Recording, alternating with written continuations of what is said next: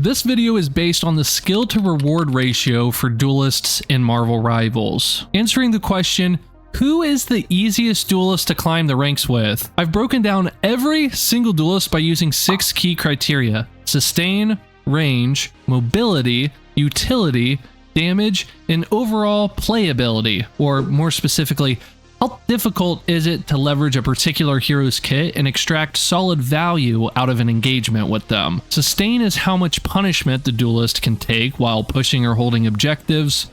Range is the effective distance they can apply pressure from. Mobility covers their speed and movement options for engaging or disengaging. Utility includes tools like crowd control or team buffs. Damage is simply that. Do they do big damage and can they consistently provide damage? And playability rates the skill floor and skill ceiling needed to get value. Each skill is rated from 1 to 5 stars, with 1 star being the lowest and therefore not a strong category for a hero, and 5 stars being about as good as it gets and extremely strong for that hero.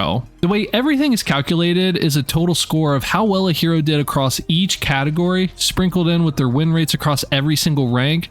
To put it simply, how easy is it to use a hero and do well with them? For example, Squirrel Girl is pretty straightforward to use, but how much can you realistically expect to win with her specific kit across games? I'm also looking at this list from mostly a solo queue lens, but this applies pretty well to team setups as well. We'll rank every duelist from hardest to rank up with in last place to easiest at number 1. Whether you're stuck in bronze or pushing for top 500, these insights should help you pick smarter and play better. And it's a fun list to go through. So sit back, relax, and let's start with number 22. The hardest hero to rank up with in Marvel Rivals is Black Widow. And this really hasn't changed since season 0. The overall verdict on this hero here would be, she's a glass cannon sniper and a kind of brawl heavy certain metas, and you miss once and you'll get punished because her fire rate is a bit slow. For her sustain, she's got a 1 out of 5. She's fragile with no shields or healing, like overall damage mitigation isn't a thing for her. That's not why you use her, so you're not going to be just holding a point with just a Black Widow. That's okay in this category, because her range is a 5 out of 5, so she can play back. She's got elite pick pressure if you're cracked, and dealing 120 damage per shot, it's quite a bit, and she can crit on top of that. She's great at taking care of flyers and applying consistent poke damage as well. Her mobility is a 2 out of 5. She's got a 33% movement boost when her fleet foot ability is activated, but she can't fly, she can't teleport, she can't dash, she can't run on walls. She's pretty lackluster here. For utility, she's got a 2 out of 5. Her Edge Dancer ability unleashes a spinning kick to knock enemies airborne. Landing the hit will allow her to zip to the target with a grappling hook for a second kick, which is cool and all, but has a super limited use case.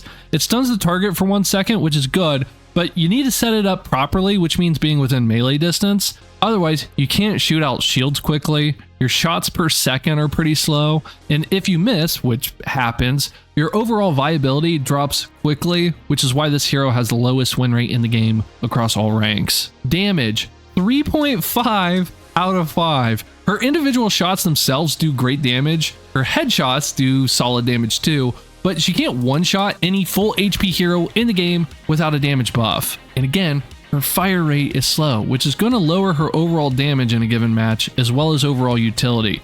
She can't take out Groot's walls, she's slow to taking out Penny's mines, Rocket's ultimate.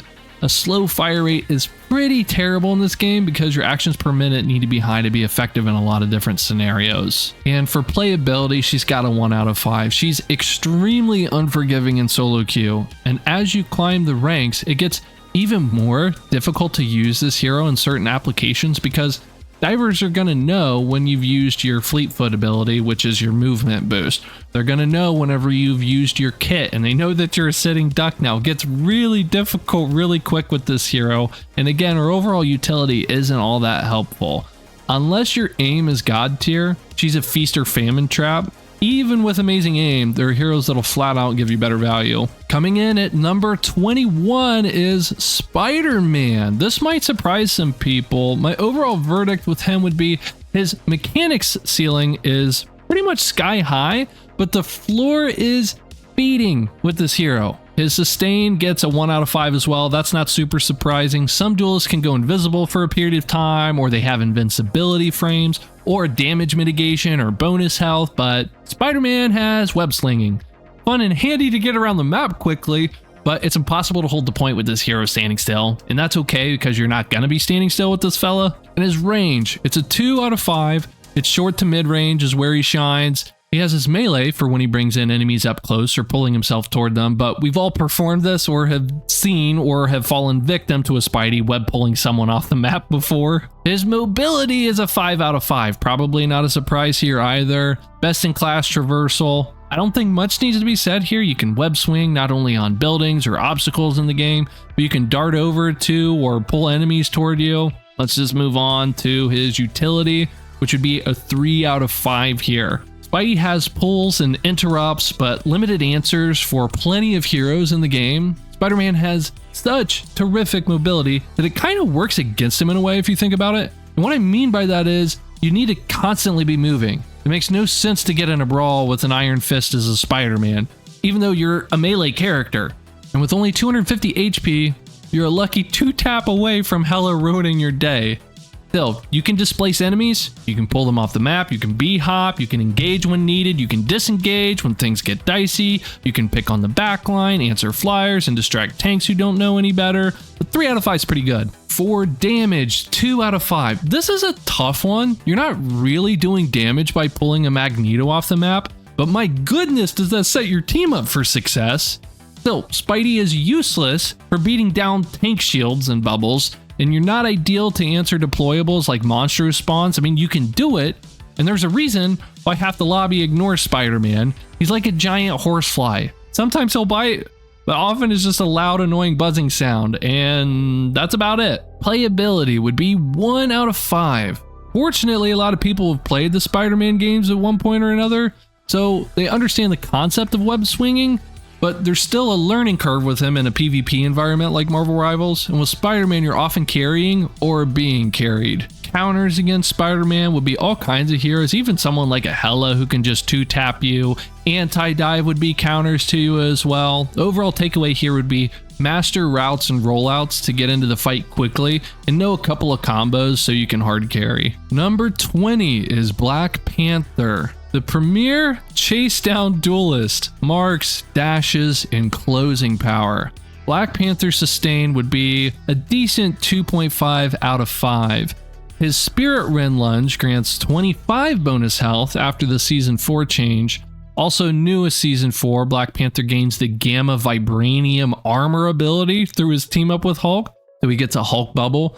And with the Hulk team up active, he has 2.5 stars here. Without it, he's probably at 2 stars. His range is 1 out of 5. He's melee. With his mobility, he's oppressive with the right setup, so that's not exactly a knock against his character overall, but his overall range is effectively 1. Mobility. This one was also a little tricky, but Black Panther can run up and jump off walls, Spirit Rend lunge, and normal dash multiple times. He can also reset his lunge with hitting marked enemies, and savvy Panther players can control how far they dash by looking down into the ground if they want their dashes to be shorter, for example. There's a bit of a learning curve with this, of course, but you have multiple abilities that you can engage with or skirt away from dicey situations from.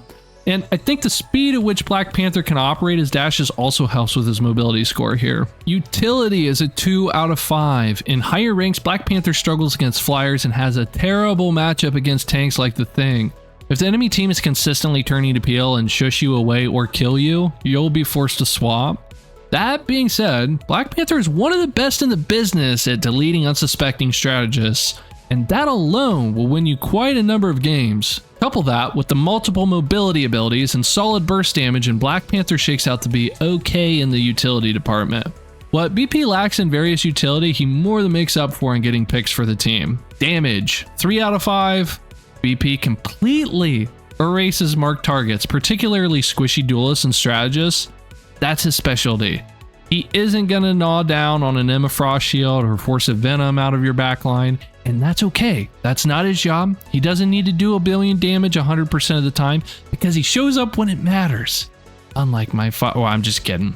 And don't get me wrong, he has a quick attack speed at 0.44 seconds per hit, and each base attack does 35 damage with no buffs. Playability, 2.5 out of 5.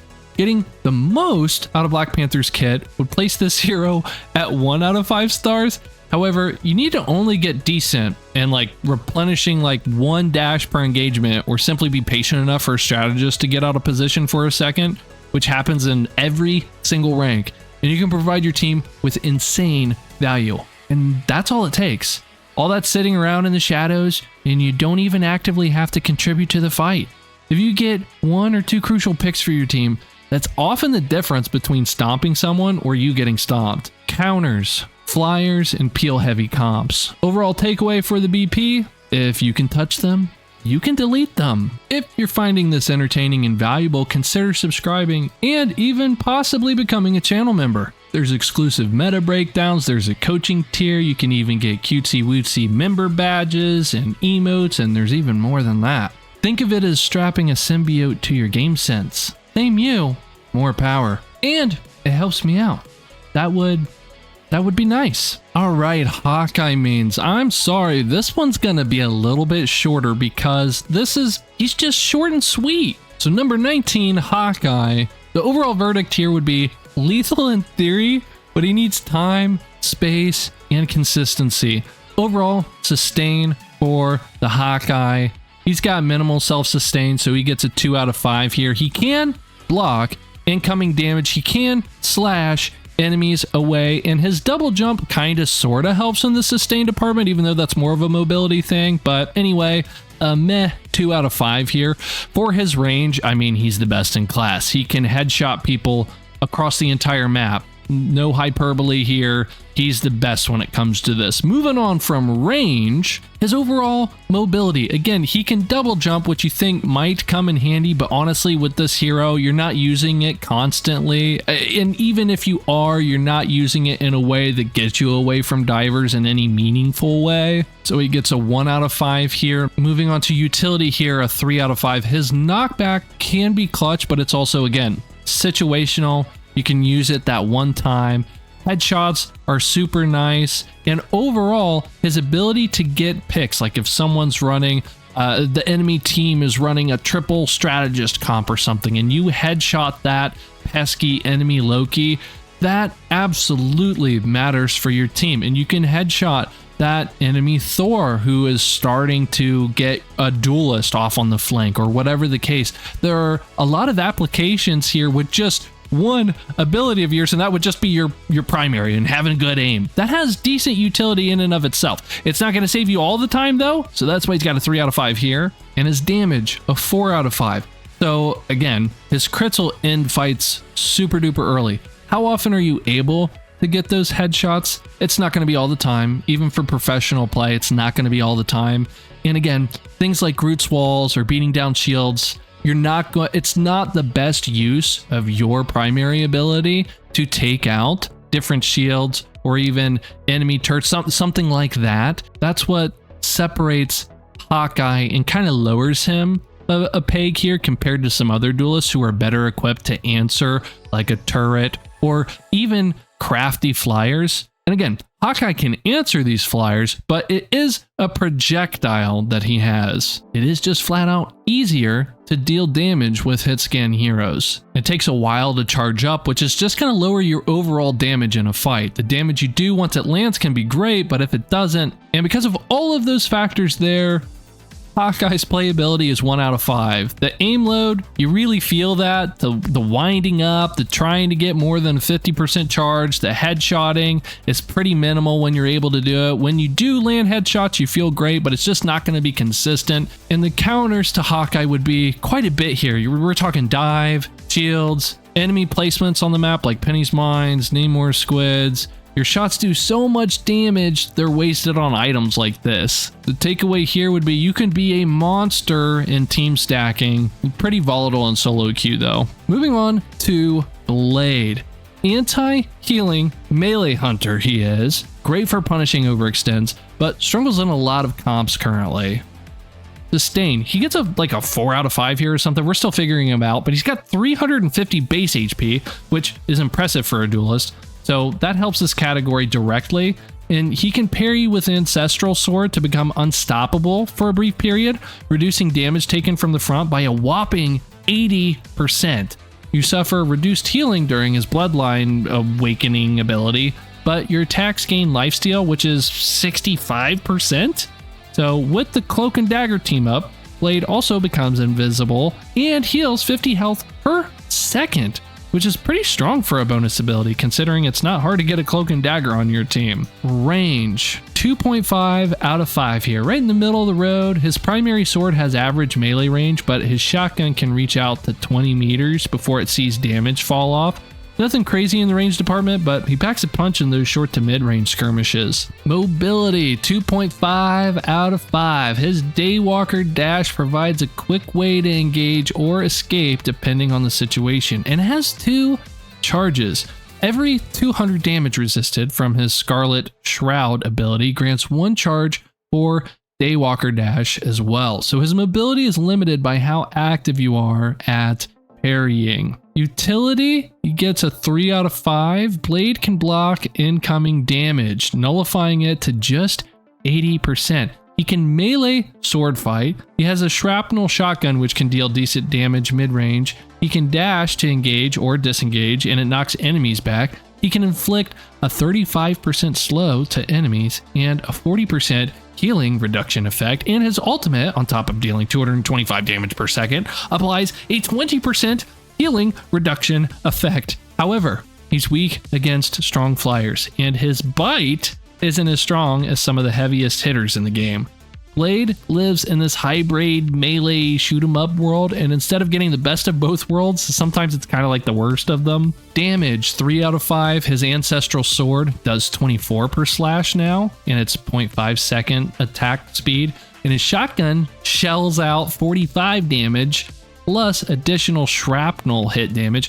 And when you combo this with his Daywalker dash, up to 100 damage in a chain potentially, somewhere around there, he has burst potential is what I'm trying to say. He doesn't thrive in this category. He's not weak, he's just not broken. At least yet, at least not how we're playing him.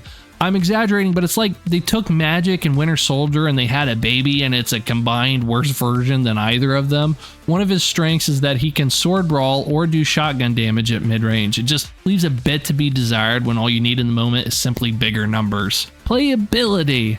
We're going to give him a 2 out of 5 here, and this might be generous. Blade's kit is a bit clunky to use at first. You dash in, you slash, you apply some anti-heal hopefully, but mastering combos and target selection, it takes practice, especially with this hero.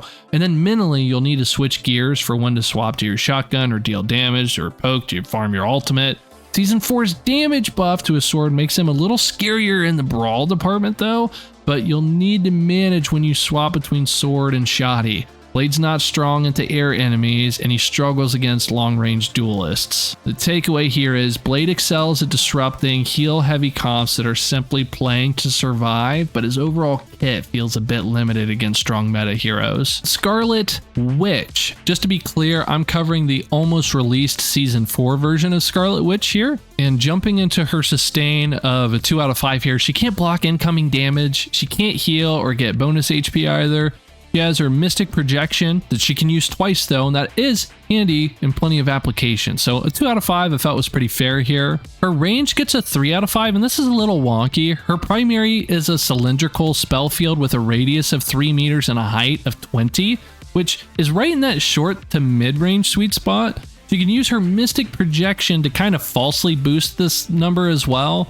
And I wouldn't say she's a strong 3 out of 5 here, but hey, it beats melee range. Mobility would be a 2.5 out of 5. Her Mystic Projection flight is serviceable, and it gives her a 50% movement boost. It can be used once, or if needed, it can be used twice back to back. Outside of this though, and you are as plain as any standard Joe.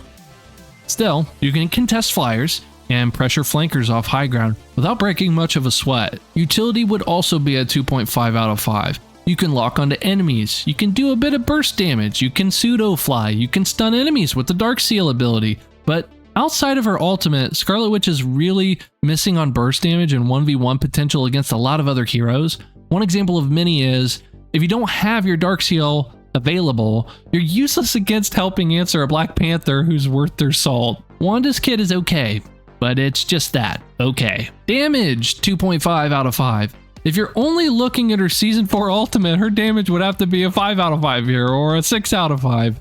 But outside of that, what is Wanda gonna do to shoot down a Penny Parker out of her ultimate? What about Groot's walls? We've already discussed you can't do anything against a good Black Panther player, or really any dive at all. The damage Scarlet Witch does is decent, but the lack of burst really hurts as you move up the ranks here. Playability, 4 out of 5. With her new buffed ultimate pulling people into her and the Mystic Projection ability to get out of dodge for free, more often than not, Scarlet is one of the more straightforward heroes in the game. Counters to Scarlet Witch would be smart flyers or any dive comp who bait out her Mystic Projection. And with that, we're moving on to number 17, Iron Fist. The semi-flying, regenerating, damage mitigating, tanky one-punch man, except it's a lot of punches actually. Sustain, 4 out of 5. I don't know if I need to say much here, but for anyone who might be a bit newer to the game watching, Iron Fist can gain 100 bonus health with Harmony Recovery, his ability, one of his abilities. With Dragon's Defense, he sees a 30% reduction to incoming damage, and he can get up to an additional 175 bonus HP depending on how much damage is blocked. And then there's his passive, which is assists in taking down enemies allow him to absorb their chi and gain 50 bonus health. He's pretty sustainy as far as a duelist goes, and this probably should have been set up front, but in the sustain department, I'm comparing duelists to other duelists. For example, if you compare them to like a Magneto or something crazy like that, yeah, the sustain isn't going to be quite as good for a lot of these duelists, but we're comparing duelists to other duelists. Range for Iron Fist would be about a 2 out of 5. He's a melee character, yes, but he has a pretty impressive pull-in distance with some of his attacks, like his Yatji Chung Quinn punch that I'm not going to try to pronounce correctly because I'm sure it's wrong, and his kick is more than triple the distance of a Wolverine primary. And Iron Fist's range doubles when he's in his ultimate. He's got okay range. Mobility, I'm going to put this at a 4.5 out of 5. Iron Fist has impressive draw and distance that we just talked about with his attacks. This helps him fly for a short period of time, and he can run on walls, and he gets about a 50% speed increase while doing so. He can jump 4 times, and he gets a 20% movement boost in his ultimate form. He's pretty mobile. Utility, 2 out of 5. So he also has damage mitigation. He has healing, incredible mobility, decent damage, and can take out tanks or fluster enemy backlines. Even though it's possible, he's not great against flying heroes, and his upfront knockout power isn't anywhere near what some other heavy hitters on this roster can do, so his peeling potential is limited. He can't stun people, so that's why he's got a utility of 2 out of 5 here. Overall damage, 2 out of 5. He's not throwing pillows filled with cotton at you, but it's more like cardboard than it is bricks.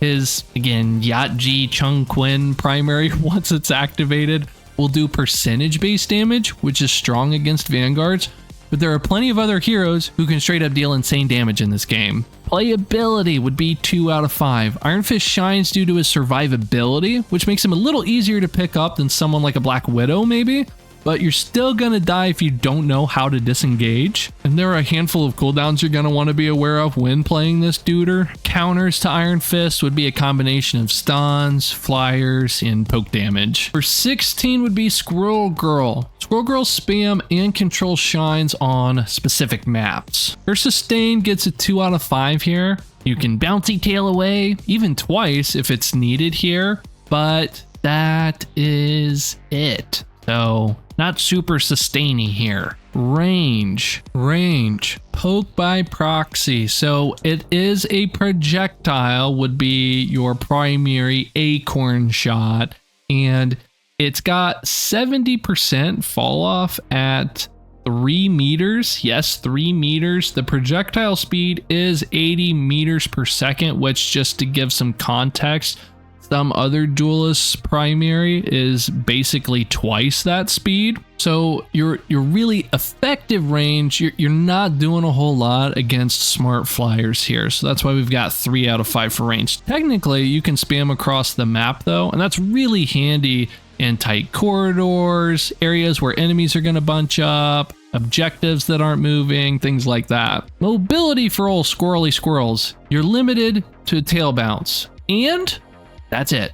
But you can do it twice, so 2 out of 5. Utility would be a 2 out of 5. You've got your little acorn trap, and you can distract with your ultimate and your bouncy tail, but that's literally it. That's literally it. Overall damage here, in the right setup, the right team comp, and your team sets you up for success, I would put Squirrel Girl's damage at a 4.5 out of 5. However, in most applications, in most games, and in most ranks outside of like platinum, once you get higher than there or so in a typical season, I'm gonna rank her closer to a 3 out of 5. When you're doing that spam damage, a lot of times, not always, you can get picks and everything else with it too, which is fantastic, but a lot of times you're just doing damage into big beefy tanks and feeding ult charge to the enemy strategist, which is not a good thing. That is the opposite of a good thing for your team. And then again, you're not going to be able to answer any flyers who are worth their salt.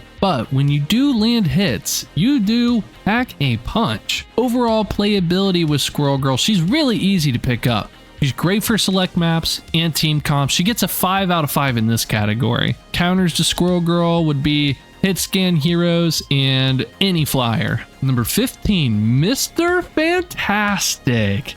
He's an off-tank specialist, I would say, who sets the table, not the feast. Sustain for Mr. Phantasmic. An easy 5 out of 5 here. He's got 375 base HP. Let's just think about this for a second. If you have a rocket on your team and you grab an armor pack from him at the start of the match, you're legitimately walking out of spawn with 400 health as a duelist. That's insane. He gains 75 bonus health and grants 75 bonus health to an ally with flexible elongation, one of his abilities. His reflexive rubber ability gives 300 shield value, and when you proc his passive by using his kit, you get 350 bonus health. If he gets a team up with Invisible Woman, that grants up to 100 additional bonus HP as well. Mr. Fantastic is without a doubt the #1 duelist in this category, and it's not even close. Range would be an okay 2.5 out of 5. Further range than a standard melee character, but that's it. Mobility gets a 2 out of 5 here. In flexible elongation, you can dash toward enemies or allies, and during elastic strength, which is his passive, he gets a 20% movement boost. No teleporting though, no climbing or flying. Utility, he gets a 4 out of 5. He's got damage mitigation, he's got bonus HP out the wazoo, he can physically pull and manipulate enemies, he can heal for his team, he can stall the point better than some tanks, he has more range than a melee character, but he can't do too much against aerial threats. Damage gets a 2 out of 5. His primary is slow. It cannot critical hit, and his range is limited. Dealing with enemy utility like monster spawns, Punisher turrets, or anything on the field becomes an issue, and that's a massive issue if you're solo queuing. And so his playability is around 2 out of 5 as well. It's easy to live as him. It's harder to carry unless you play smart. You really have to treat this duelist like a Vanguard, and Vanguards need to be played completely different. It's a totally different mindset and fundamentals you need to keep in mind. Really easy, obvious counters to Mr. Fantastic would be smart flying characters. And my last takeaway here would be great when your Vanguards clearly don't understand how to take space or hold an objective, but Mr. Fantastic falls short if your team isn't getting kills. Number 14, Moon Knight. AoE bounce wizard. He is prediction heavy, meaning if you know what the enemy is gonna do, Moon Knight does a great job of providing value. His sustain gets a 3 out of 5, so Moon Knight's team up with Cloak and Dagger, the full moon ability, allows him to become invisible and heal himself 25 HP per second. He can also get 25 bonus HP with his Moonblade alternate attack.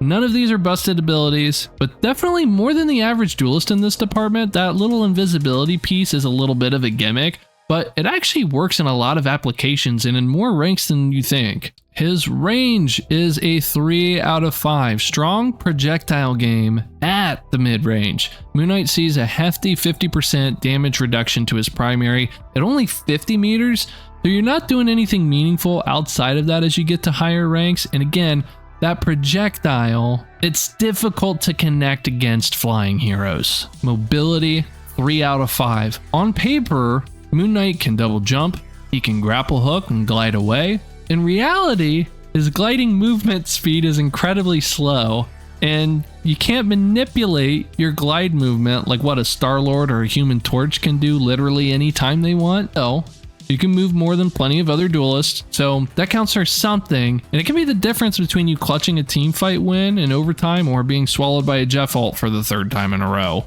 Utility, a 2 out of 5 here as well. You would think with your team up regen, your bonus HP, your double jump, your gliding, your strong AoE damage, and versatile onk placements that Moon Knight would be like a 4 or maybe even a 5 out of 5 in this category.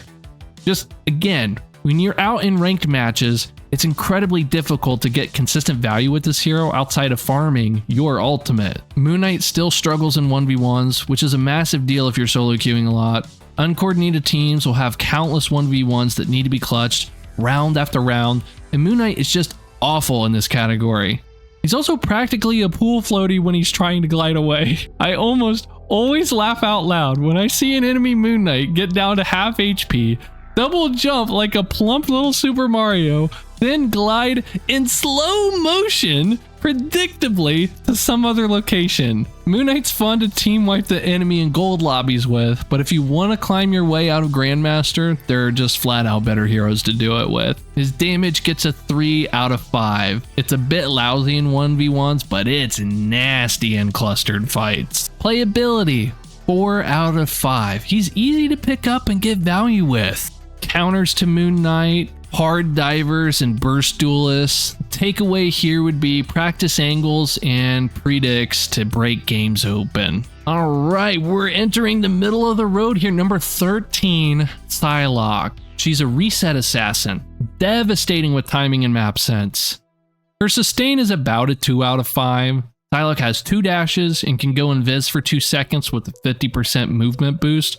While this can make her a nuisance to counter engage, her overall survivability, as far as shots being thrown her way, leave a bit to be desired. Her range is a 3 out of 5. Mid-game, she sees a 40% reduction to her damage at 30 meters out, but her being hitscan helps against those pesky Iron Man mains. Mobility gets a 3 out of 5. Again, she's got 2 dashes, and she can go invis with a 50% movement bonus here. And this is excellent for avoiding all kinds of ultimates, abilities, touching the point last second, disengaging whenever conditions aren't right, setting up combo kills. The flexibility here is definitely one of her strengths. Utility. This one was a bit tricky for me to set up, but I'm going to say a 4 out of 5.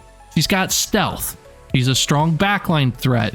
She's a solid peeler for your team. She does enough damage to whittle down tanks. She can take out flyers, albeit not as easy as some, but better than most. And she can dash anywhere she needs to, when she needs to. She's got good poke potential and good burst potential with her shurikens. However, she can't physically manipulate or move people, no stuns, and no damage mitigation. Damage, she gets a 4 out of 5. She can erase a backline, and her poke potential should not go unanswered. She can do consistent damage and also big damage. Playability, she gets a 2 out of 5 here.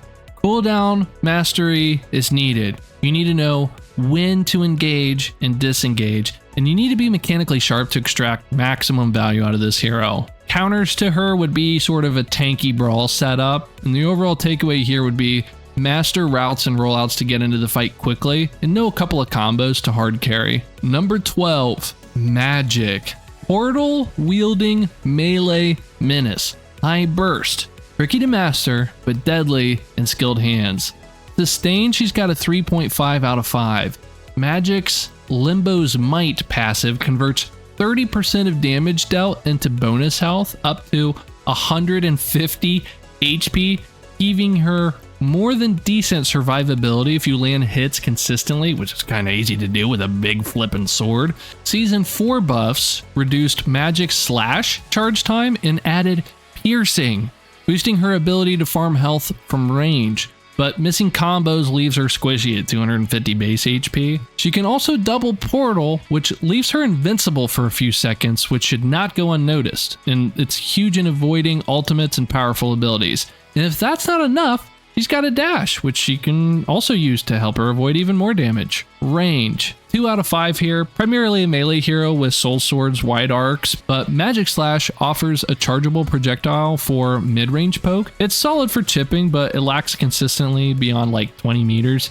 And again, she has her dash, which it covers up to an impressive 16 meters, so that helps. Mobility, she gets a 3.5 out of 5 here. Stepping discs, 2 charges, brief invincibility, let her teleport short distances, and umbral incursion dashes with an upward launch. And Season 4's piercing Magik Slash reduces stepping disc cooldown by 1 second per enemy hit, enhancing her overall flow. She's not as agile as Black Panther, but she shines in calculated flanks. Utility, she gets a 3 out of 5, so her Eldritch Whirl and Demon's Rage provide AoE and summon pressure. Great for backline disruption or help in holding the front line. Even though it's clunky, she can combo flyers who aren't positioning properly and seriously mess up tanks who overextend. She can grab picks on squishy heroes easily and is hard to CC due to her invincibility frames. Still, if the enemy is rocking a strong group player and his walls aren't getting answered or the Punisher stays out of range, Magik is next to useless in those situations. Damage, 4 out of 5. With the Season 4 update, Magik does 75 base damage with her primary, and when you combo that with her new and improved melee, that brings a quick 1-2 punch total of 115. That's not factoring in her Eldritch Whirl damage of 50, nor her Demon's Rage damage per hit of 20, and it's also not considering her Umbral Incursion damage of 85. When it comes to combos, Magik is an absolute beast. She has a slow base attack speed, and coupled with her impressive but still limited range, that lands her at a solid 4 out of 5 damage here. My wife just called me a nerd from shouting out all of that stuff. Playability, 2 out of 5. Magik's kit is complex, requiring combo mastery, animation canceling, and map knowledge for flanks. Season 4's buffs make her Magik Slash faster, but her reliance on timing and positioning keeps her challenging. Beginners can still get value by spamming stepping discs to isolate squishy targets like strategists though. Counters for Magik. Flyers like, Storm, Iron Man, Penny Parker's mines are a nuisance, Namor's kit is annoying to deal with, and so is Winter Soldier's crowd control, but he's annoying for almost everyone to deal with. Takeaway. Magik thrives on sneaky flanks and precise combos. Master her portals to terrorize backlines, but consider swapping if countered by range or anti-dive comps. Number 11, Wolverine. I'm just gonna say this up front. He's banned like half the time, so it's gonna be a little trickier for your climb with him. So that's a large part of why he's placed here as well. He's a classic dive brawler that eats tanks for breakfast. Sustain, he gets a 4 out of 5. Wolverine has Undying Animal, which reduces incoming damage for 5 seconds, which is a seriously long time for an ability. You can use this at full health. It's percent based, so using it while you have the most health possible allows for higher damage reduction. And Wolverine also has passive regenerative healing factor, which grants him 150 to 300 bonus HP. His sustain is one of the best in the business. His range, we'll give it a 1 out of 5. He's all in melee. Mobility, 3.5 out of 5. Wolverine has Feral Leap that probably everyone watching this has either used or been abused by, or probably both. This hero can unironically take Iron Man out of the air during team fights. His Vicious Rampage Claw Strike is additional mobility, and top Wolverine players utilize his ultimate as a half repositioning tool when they get in trouble as well, so keep that in mind. Utility, we're going to give him a 3.5 out of 5. He can peel. He's a tank buster. Every single hero should be afraid of his ultimate. He can self-buff. He can kidnap any hero if they aren't playing around his leap, and we haven't even covered his Phoenix team up. If he had a more consistent answer for flyers, he'd be a perfect 5 out of 5 in this category too. Damage, he gets a 5 out of 5. Wolverine's primary slash deals damage equal to 1.5% of the target's max health at a minimum with no rage buildup which again is super effective against targets with high health pools. But even when he's focusing squishy targets, he will outright delete them if he has enough rage built up and or uses Feral Leap, for example. Oh, and his ultimate can remove both tanks and squishies alike if it's not played around. Playability though, he gets a 2 out of 5. This is the #1 duelist in the game for shutting down an entire team if he's not properly answered. But if Wolverine isn't getting any support or no follow-ups from his team, or you don't position well with him, or the enemy team is running smart flyers, or even divers with high mobility, it can feel borderline impossible to get enough value.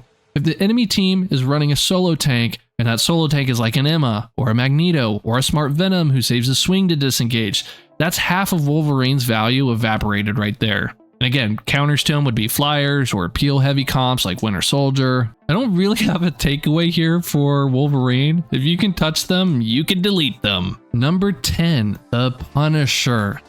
He's a simple attrition provider with turret value, but he's predictable. His overall sustain, he gets a 2 out of 5. He's got 275 HP, but he also has a turret.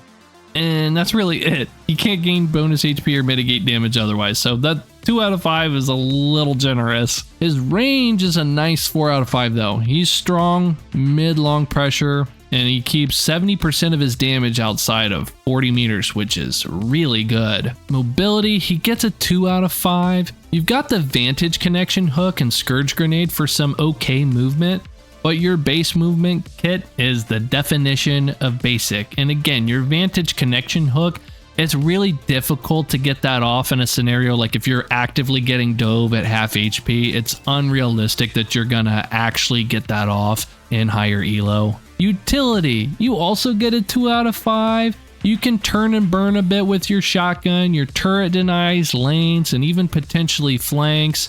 You are pretty good at answering flyers, but you are really easy to counter as well because, again, you've got no mobility and you've got no sustain. Damage, you get a nice 4 out of 5. Again, your shotgun does a ton of damage to tanks or anyone who is unfortunate to get too close to you, but you lack burst damage outside of that shotgun range. And that's the only reason he's a 4 out of 5 here and not a 5 out of 5. But he's great at answering those Groot walls that we keep bringing up. One of his strengths is providing just consistent damage at all times. You can just move your cursor over to Mantis and then fluster her, take out Loki's runes, or you can continue holding it down and take out Doctor Strange's shield and Emma Frost's shield, and there's a lot of damage that you can just always be doing. And because of that, we'll move over to his playability here, which is also just a really nice 5 out of 5 here. He's very beginner friendly. If all you do is just shoot, you don't even use his turret or anything else, and you just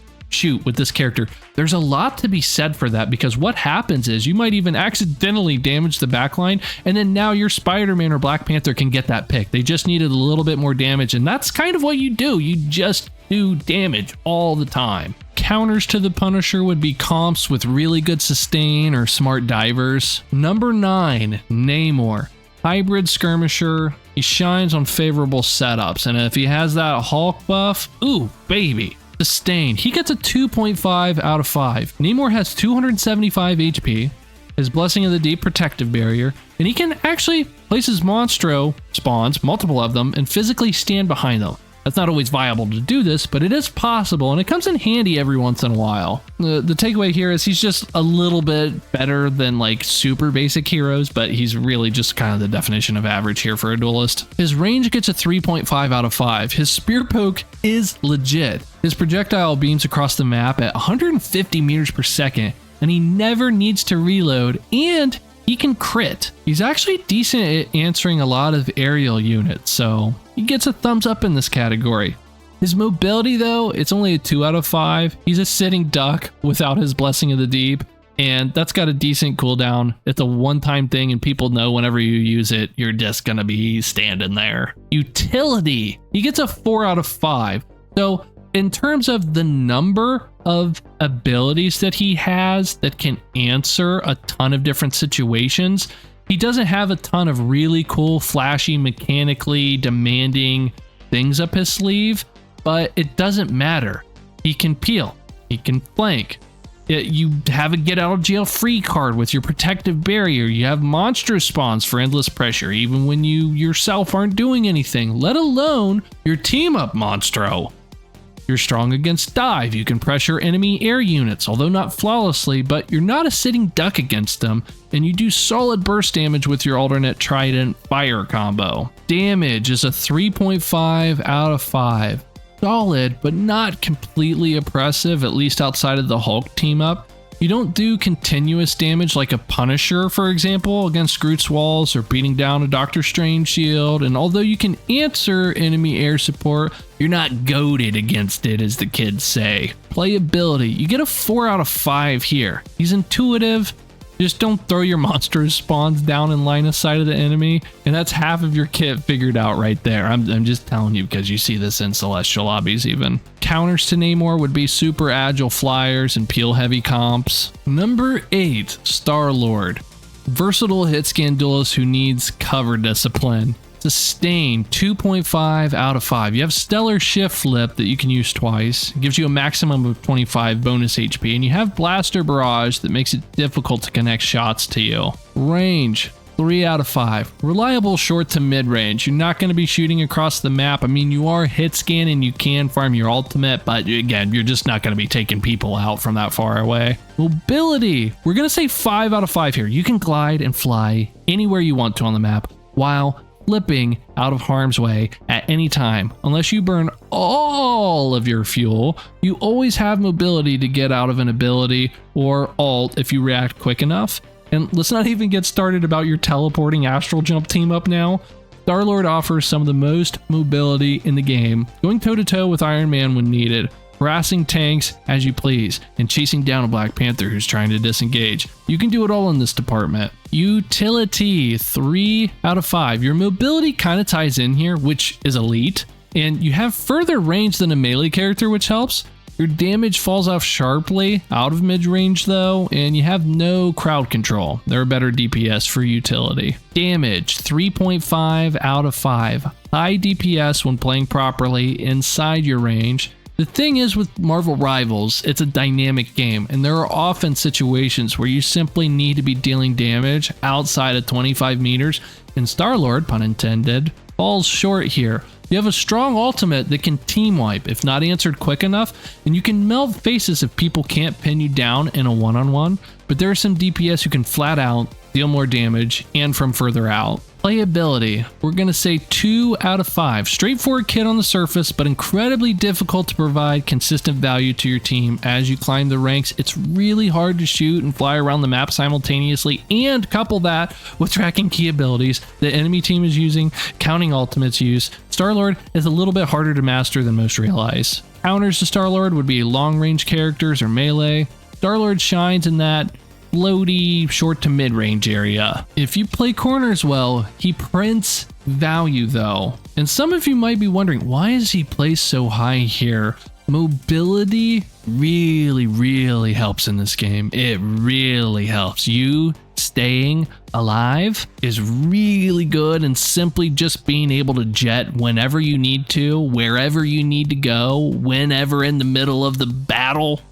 That's a really big deal. Number 7, Storm. Light, poke, and team buffs. A great teammate to have.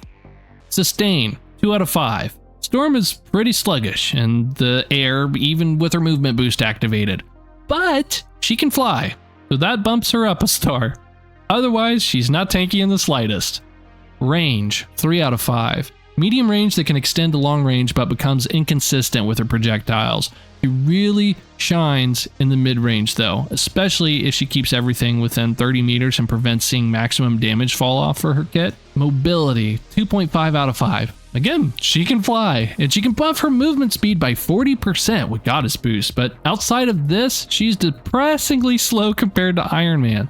Still though, she can fly, and with good positioning, her movement is fine. Utility, 3 out of 5. Any teammate inside of her weather control radius will see either an 8% movement boost or a 10% damage boost, depending on which weather mode is activated. And with Goddess Boost, Storm can buff her movement speed by 40%, allies by 20%, and slow enemies by 15%. Or if Storm activates Enhanced Thunder, she sees a 25% damage boost while allies see a 12% boost. So as far as buffing her team goes, Storm is quite unique here and really strong. But she's not as mobile as Iron Man. She doesn't have hitscan. Thank goodness, because that would be busted. She can't physically move enemies with an ability other than slowing them for a limited time, and she has 0 damage mitigation. Damage, 5 out of 5. Storm has the ability to deal the most damage on the field. She has a strong ultimate that can swing team fights, and with Goddess Boost activated, she can do over 68 damage per shot, and this ability summons lightning to inflict 35 damage every 2 seconds while active. Oh, and her primary pierces through enemies. She does big damage. Playability, 4 out of 5. Surprisingly accessible. I recommend constantly switching weather control around for movement boosts or damage buffs depending on the situation, and know when to activate Goddess Boost can end team fights before they really begin. There are a couple of layers here, but nothing mechanically out of reach. Counters to Storm. Hitscan characters, especially Hela and Psylocke. Number 6, Winter Soldier. Reliable, big damage with hooks and peel, but underwhelming conversion at times. Don't get me wrong, Winter Soldier's really strong. Sustain, 4 out of 5. He gets bonus HP with all kinds of things that he does, and he's got tools to live. Let's just move on here. I'm trying to get quicker through this. Range, he gets a 3 out of 5. Dependable pressure, and technically he can extract value for you from far away. It's just inconsistent due to the fall off of his projectile. Mobility, he's got a 2 out of 5 here. You've got 1 dash uppercut. That's it, buddy. Utility. We're going to say 5 out of 5. You technically fit in any viable comp. You can peel. You can provide big damage, and that's important. You can do AoE damage. You can do long range damage, piercing damage. You can brawl. You can handle flyers, albeit you're not the best at it, but you can keep them honest. You can force enemy tanks out of position. You can have an ultimate that can consistently swing team fights. Damage, 4 out of 5. Consistent, if not flashy, but not amazing, again, just from the DPS point of view. You will miss shots with this hero due to the projectile nature, and with only having 3 rounds in your clip, your fire rate is a bit slow, which is not ideal in situations when you needed to output damage a fraction of a second sooner. Just don't get it twisted here, like it could be a 5 out of 5. We're just knocking it down just a half a peg here, really. Playability, 3 out of 5. Very accessible. He's easy enough to pick up with, but he's tricky to master.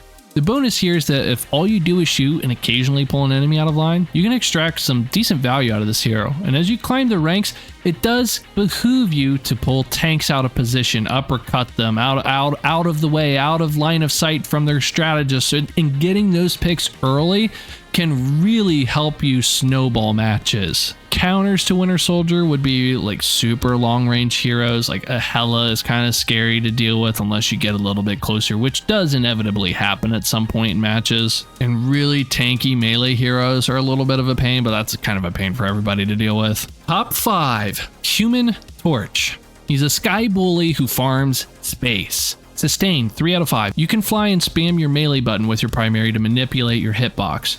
Your Invisible Woman team-up grants you up to 100 bonus HP. You can dive away from danger and also gain an additional 50 bonus HP. Human Torch is surprisingly tanky for a flying duelist. And again, you're kind of just bumped up another tier just because you can fly. Range, 3 out of 5. Mid-range, which extends with this Pyro Prison, which is really, really strong, and you can just kind of fly away from that for a little bit as well and just extract value. His mobility gets a 4 out of 5. His permanent flight is huge, and with the right tech, you're tricky to hit. And pair that with his flaming meteor dive, and you have all the mobility you need to have a good time in this game. Utility, we're gonna say a 4 out of 5 here. Pyro Prison alone makes Torch one of the best duelists in the game in this department. You can protect your backline with it. You can stifle enemy pushes. You can cut off tanks. You can apply pressure to the enemy backline. Again, this is worth noting. There are endless applications here, but as strong as it is, it takes time to set up, and it's fixed in one spot. He's also got a team up with the thing which disables mobility abilities. No, it's just, that's a ridiculous team up. It's a niche application, but when it's set up right, it can do an embarrassing amount of work against the enemy. Still, Torch can play with the team, dive the enemy, answer flyers, pester tanks. There's a lot he can do. Damage, 5 out of 5. Torch can burst, combo, and provide sustained damage with Pyro Prison. It's not uncommon to see a good Torch player shell out the most damage in the match. Playability, 2 out of 5. Torch feels a bit clunky to use. Is he a flyer? Yes, but you would automatically think he could sit up and just do poke damage, and he's actually quite bad at doing just that. You need to dip in, dive out, understand space, and when and where to control an area. Torch is complex to use, and it's difficult to provide maximum utility with this character compared to other flyers like an Iron Man or a Storm. Counters, hit scans, and high reach, but a smart Torch player can play around this, which is why you see him banned in high elo all the time. Master knowing when to use your AoE Pyro Prison and whether you should be saving your dive for saving your hide or bombing in for that final hit. Number 4, Jean Grey, Phoenix. Sustain. We're going to say 2.5 out of 5 here. Phoenix's primary cosmic flames applies spark stacks, which each hit counting as 1 spark, and 1 critical hit counts as 2 sparks. Once you get a stack of 3 sparks, it triggers an explosion of AoE damage and gradual self-healing of 10 per second for 4 seconds. You can keep proccing this over and over again, so a strat is off angle and do damage, endlessly healing yourself. It's not a ton of HP, and it's also not instant healing or damage mitigation, but it's better than nothing. And another note on this, albeit not relevant all the time, is her ultimate In-Song Inferno. It provides a self-healing amount of 250. Range. We're going to say 4 out of 5 here. Her primary is hitscan. Yay, we like hitscan.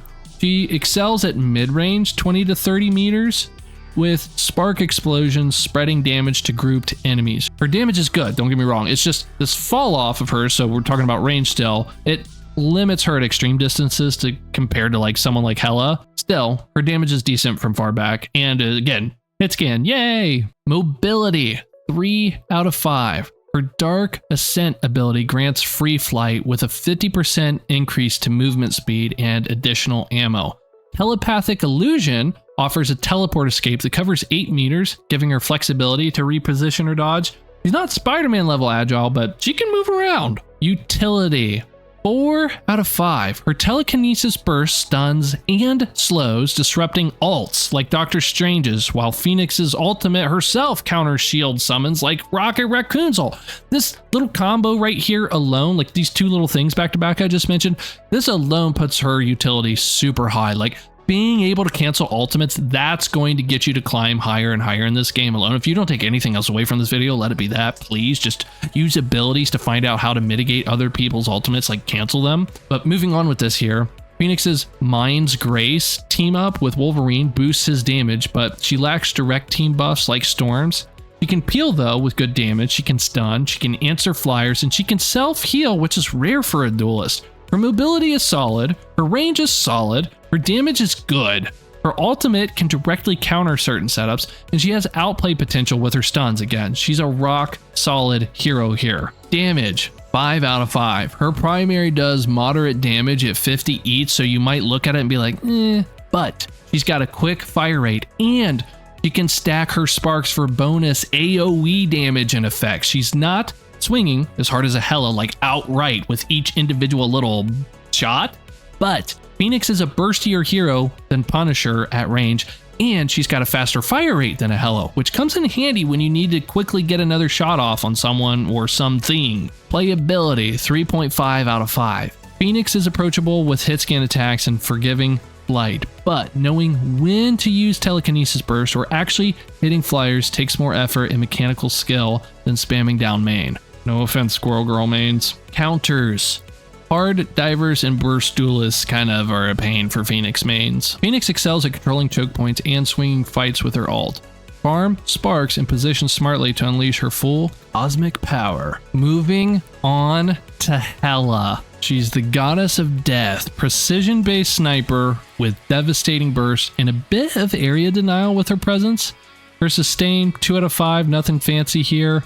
Her 250 base HP is squishy, but smart use of her Astral Flock for escapes keeps her alive longer when played carefully. But again, nothing crazy here. Range, 5 out of 5. Hela's primary Nightsword Thorn is hitscan. Yay, hitscan! And it only drops to 80% of her max damage at 30 plus meters. She's a top tier sniper, even though that sounds a bit funny to say out loud. Mobility, 2 out of 5, nothing crazy here. Astral Flock offers a fade-like dash for escapes or repositions, and she can descend slowly by holding the jump button, but that's niche at best. After she uses her bird ability, she's a sitting duck. Utility, 3 out of 5. Her Soul Drainer ability deals 40 damage, but most importantly, it stuns enemies, which allows her to cancel ultimates, which can swing fights. She can stun a Black Panther out of his crazy dash shenanigans. She can cancel a Scarlet Witch ultimate. She can answer flyers better than anyone in the game. Chunk down tanks with ease and take care of enemy utility like Namor monster response. Her insane hit scan damage from across the map, coupled with her stun, is simple on paper, but helpful in the majority of meta team comps. However, she can't physically move anyone any meaningful distance outside of her Soul Drainer's mild pulling radius, and she's weak to dive once she's used her bird ability. Damage, she gets a 5 out of 5.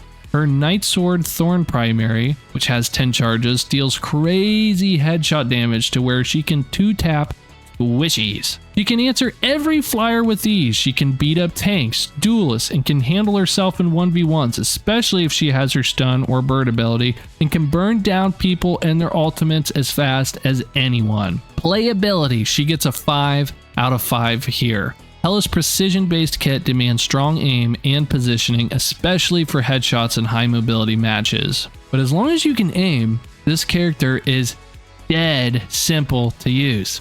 Get it? Because she's the goddess of... Alright, counters to Hela. Divers. And Psylocke specifically is a pretty bad matchup for Hela. Hela shines in open maps with clean sightlines though, land headshots, and control objectives.